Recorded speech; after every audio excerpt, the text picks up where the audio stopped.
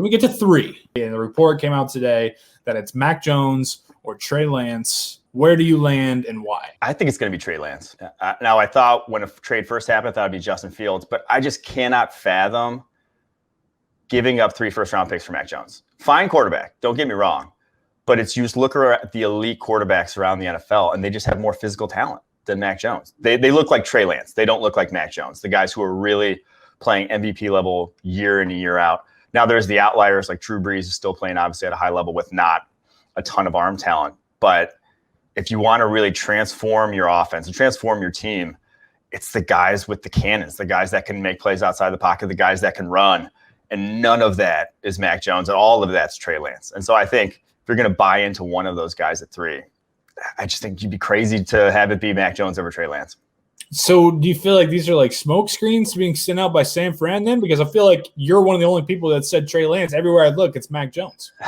That's the thing. So like the people inside San Francisco, outside of obviously Kyle Shanahan, he hasn't even told anyone. He's making the decision, I believe, himself, and it's not. So the smoke screens are just trying, people that know Shanahan, trying to pick his brain and what he would want.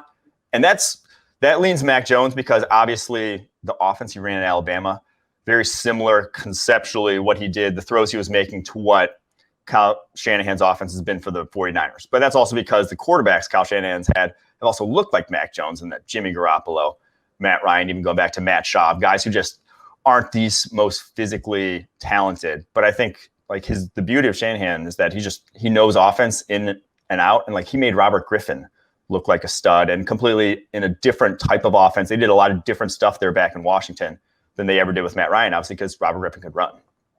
Do you feel like there's a little bit of unfairness towards Mac Jones, though? Because, I mean, essentially, you put the numbers up side by side. He had the same season that Joe Burrow did, and Burrow was kind of the unquestioned #1 overall pick. Yeah, I get why there's that. Like the statistics are off the charts, and he operated that offense higher than anyone's operated a college offense before. But it's also what we're doing is projecting forward. And you look at throw for throw and basically what he was asked to do in that offense, and it's just not a lot difficult, not a lot of difficult stuff. And now he's obviously like plays with timing really well, is really good in the pocket, like fairly accurate with the football underneath intermediate range. But a lot of guys in that offense, if they were thrown at that offense, would be putting up monster numbers.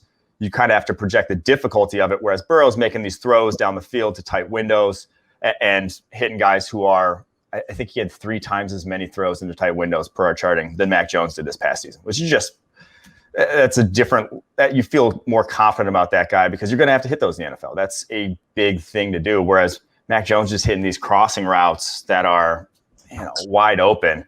Yeah. That really, it's like, okay, that's nice, but how many times are you going to be able to do that in the NFL?